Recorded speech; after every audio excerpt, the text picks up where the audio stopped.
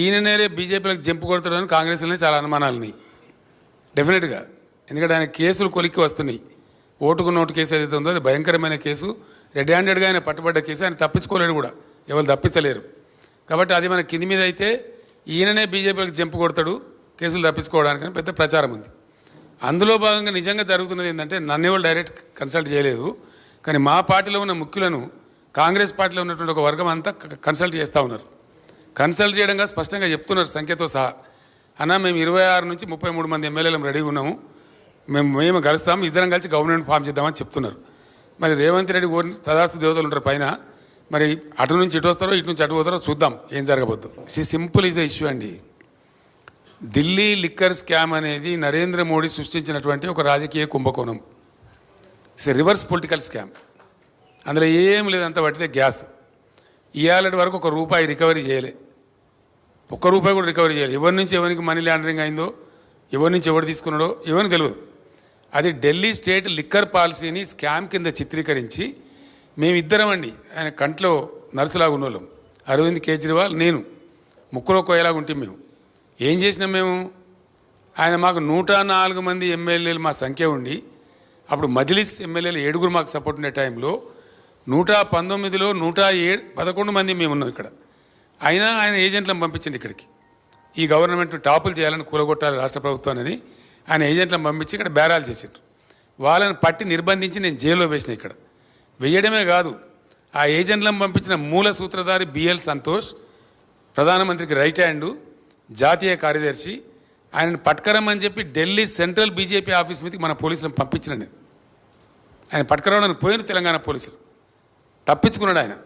అది వాళ్ళ మా మీద కోపం. ఆ కక్ష మనసులో పెట్టుకొని అటు అరవింద్ కేజ్రీవాల్ను ఇటు నన్ను రాజకీయంగా ఒత్తిడి చేయాలని చెప్పి అటు కేజ్రీవాల్ని అరెస్ట్ చేసిండ్రు, ఇటు నా కూతురుని అరెస్ట్ చేసిండ్రు. వాళ్ళు కడిగిన ముత్యాలలాగా బయటకు వస్తారు. అది స్కామ్ లేదు, బట్టిదే ట్రాష్.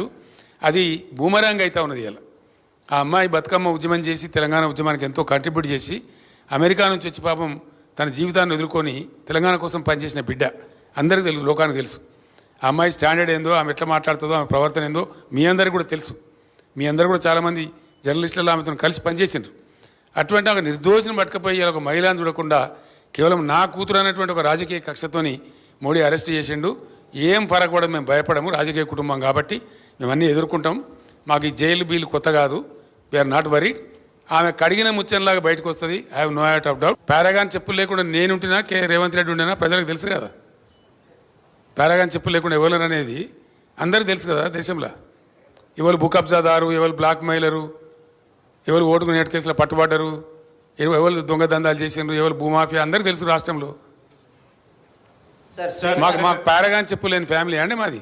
ఓకే, మరి చాలా సంతోషం. షెడ్లో ఉన్నది కదా కారు, ఎంత బలంగా వస్తుందో దాని తాటికి రేవంత్ రెడ్డి ఎక్కడ కొట్టుకపోతాడో మీరు నేను ఇద్దరం చూద్దాం. KCR is the history of Telangana కదా. కేసీఆర్ ఇస్ డెఫినెట్లీ వైపౌట్ చేయలేని, తుడిచివేయలేని ఎమోషన్ కదా తెలంగాణకు. కేసీఆర్ తెలంగాణకు ఉన్న బంధం అది కదా. ఎక్కడెప్పుడు దిక్కు దివాణం లేనప్పుడు నా పదవులు, నా రాజకీయ భవిష్యత్ అంతా నేను పనంగా పెట్టి తెలంగాణ కోసం ఎంత కష్టపడనో తెలంగాణ ప్రజలకు తెలుసు. నా గుండెల్లో తెలంగాణ ఉంటుంది, తెలంగాణ ప్రజల గుండెల్లో కేసీఆర్ ఉంటాడు. గెలుపోవటంలో పక్కకు పెడితే KCR is definitely emotion of Telangana.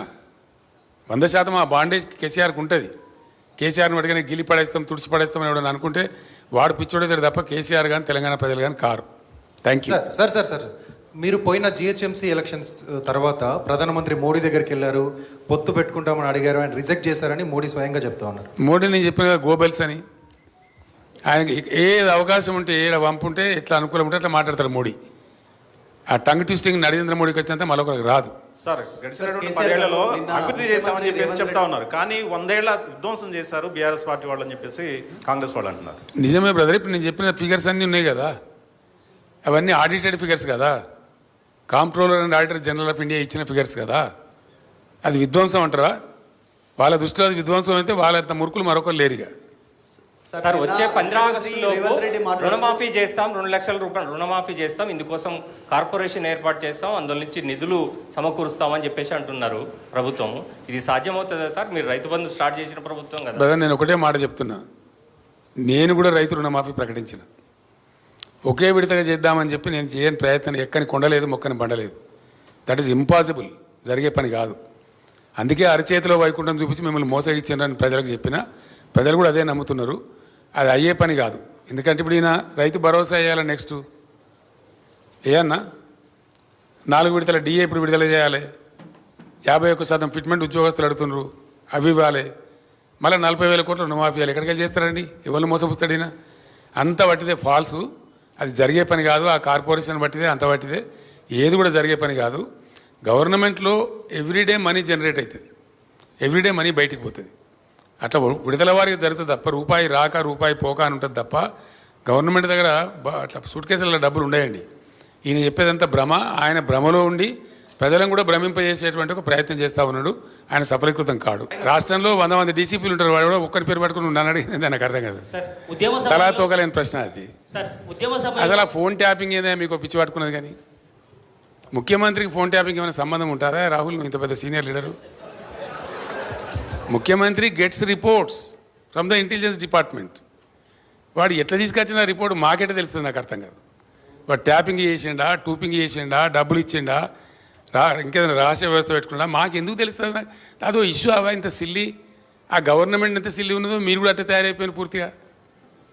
What is that non sense? నాకు అర్థం కదా. ఫోన్ ట్యాపింగ్ అదో పెద్ద ఫినాయిల్ పెట్టి నోలు కట్టుకునే పరిస్థితి తెస్తూ ఉన్నారు. ఎవడో కొందరు బాగాగాలు పని లేక ఫోన్ ట్యాపింగ్ తోకట, ఏం ట్యాపింగ్ అయినా నాకు అర్థం కాదు. ఇలా ఈ ముఖ్యమంత్రి తరఫున ఇంటెలిజెన్స్ ట్యాపింగ్ చేస్తలేదా అండి? Do you say that? ప్రతి ప్రభుత్వానికి ప్రపంచంలో గూఢచార వ్యవస్థ లేని ప్రపంచమే ఉండదు, ప్రభుత్వమే ఉండదు. వాళ్ళు సమాచార సేకరణ చేసి ప్రభుత్వానికి ఇస్తారు. సాయంత్రానికో పొద్దున్న early morning, every morning intelligence comes and brief the chief minister about the law and order situation. చాలా ఉంటాయి మన దగ్గర. హైదరాబాద్లో పేలుళ్ళు జరిగినాయి, అట్లాంటిది ఏదైనా ఉంటుంది, ఇంకేదైనా ప్రమాదాలు ఉంటాయి, కొన్నిసార్లు కొన్ని విచిత్రమైన దొంగల ముఠాలు వస్తాయి. అట్లాంటివన్నీ కూడా సమాచారం సేకరించి ఇస్తూ ఉంటారు. ఏం చేయాలో చెప్తారు. దాన్ని బట్టి గవర్నమెంట్ ఏంటంటే వివిధ శాఖల అధికారులకు అప్రమత్తం చెప్పి కల్తీ విత్తనాలు ఉంటుంది, దాని మీద కూడా ఇస్తారు. వాళ్ళు ట్యాపింగ్ చేస్తాడా, టూపింగ్ చేస్తాడా, మాకేం తెలుస్తుందా? నాకు అర్థం కాదు. No minister is concerned with that, no chief. అసలు కన్సర్న్ ఉండదు. We are only concerned with the reports given by the intelligence. The way the brought the report we don't know. That is purely internal matter of the police department. And ఇంకోటి అండి, అదేదో మీరు పెద్ద భ్రమలో ఉన్నారు. పోలీసులు ఎప్పుడు ఫోన్ ట్యాపింగ్ చేసినా బాజాప్తాగా టెలిగ్రాఫ్ యాక్ట్ ప్రకారం, 1869 టెలిగ్రాఫ్ యాక్ట్ ప్రకారం బాజాప్తా రాష్ట్ర హోమ్ సెక్రటరీ పర్మిషన్ తీసుకొని చేస్తారు. అది పర్మిషన్ లేకుండా చెయ్యరు. ఇది ఇంగితమైన ప్రతి ఒక్కరికి తెలుసు. తర్వాత తీసుకున్న దాన్ని డిమాలిజ్ చేయొచ్చని కూడా ఉంది ఆ చట్టంలో. ఒక నిర్ణీత వ్యవధి తర్వాత వాళ్ళు సేకరించిన సమాచారాన్ని డిమాలిజ్ చేయొచ్చని కూడా అదే యాక్ట్లో ఉంది. ఇది తెలియకుండా అదేదో పెద్ద భయంకరమైన వ్యవహారం అన్నట్టు, దాని ఏదో తోకమట్టం ఏదో కొండందో వెలకబట్టుకున్నాం అన్నట్టు, ఏమి బట్టి ట్రాష్ గ్యాస్ దాంతో ఏం అయ్యేది. మీరు ఆ భ్రమలు ఉండకండి. పారాగాన్ చెప్పులు లేకుండా నేనుంటున్నా, రేవంత్ రెడ్డి ఉండినా ప్రజలకు తెలుసు కదా. పారాగాన్ చెప్పులు లేకుండా ఎవరు అనేది అందరికీ తెలుసు కదా దేశంలో. ఎవరు భూ కబ్జాదారు, ఎవరు బ్లాక్ మెయిలరు, ఎవరు ఓటుకు నేటి కేసులో పట్టుబడ్డరు, ఎవరు దొంగ దందాలు చేసినారు, ఎవరు భూమాఫియా, అందరికీ తెలుసు రాష్ట్రంలో. మాకు పారాగాన్ చెప్పు లేని ఫ్యామిలీ అండి మాది. ఓకే, మరి చాలా సంతోషం. షెడ్లో ఉన్నది కదా కారు, ఎంత బలంగా వస్తుందో దాని తాటికి రేవంత్ రెడ్డి ఎక్కడ కొట్టుకపోతాడో మీరు నేను ఇద్దరం చూద్దాం. ఇప్పుడు ఆపరేషన్ లేకుండానే మోకాళ్లకు ప్లాస్మా ట్రీట్మెంట్. మీ ఆర్థోపెటిక్ సమస్యలన్నిటికీ రోబోటిక్ టెక్నాలజీ ద్వారా తక్కువ ఖర్చుతో శాశ్వత పరిష్కారం. Free consultation. ప్రతి ట్రీట్మెంట్ పై 20% డిస్కౌంట్. ఈ ఆఫర్ కొద్ది రోజులు మాత్రమే. త్వరపడండి. V9 hospitals 9281465842.